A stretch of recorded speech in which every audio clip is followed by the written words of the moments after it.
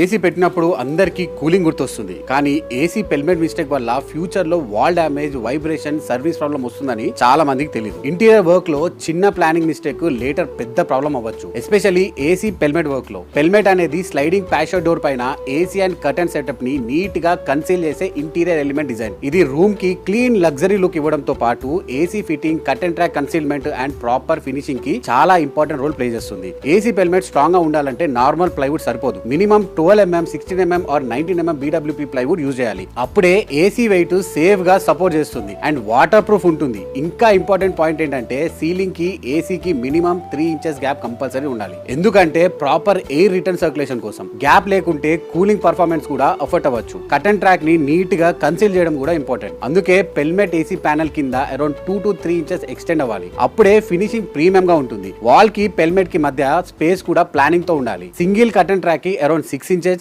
Double track కి around 8 inches maintain చేస్తే future లో కర్టన్ మూవ్మెంట్ స్మూత్ గా ఉంటుంది. చాలా మంది ఓన్లీ డిజైన్ మీద ఫోకస్ చేస్తారు, కానీ రియల్ ఇంటీరియర్ క్వాలిటీ అనేది హిడెన్ ప్లానింగ్ లో ఉంటుంది. కరెక్ట్ గా ప్లాన్ చేస్తే ఏసీ, కర్టన్, సీలింగ్ అన్ని సీమ్లెస్ గా బ్లెండ్ అయ్యి క్లీన్ లగ్జరీ ఫినిష్ ఇస్తుంది. లగ్జరీ ఇంటీరియర్స్ అంటే ఓన్లీ బ్యూటీ కాదు, ఫ్యూచర్ ప్రాబ్లమ్స్ రాకుండా స్మార్ట్ ప్లానింగ్ కూడా. Follow for more real interior awareness tips from RB interior. This is Raviteja ఆరాని.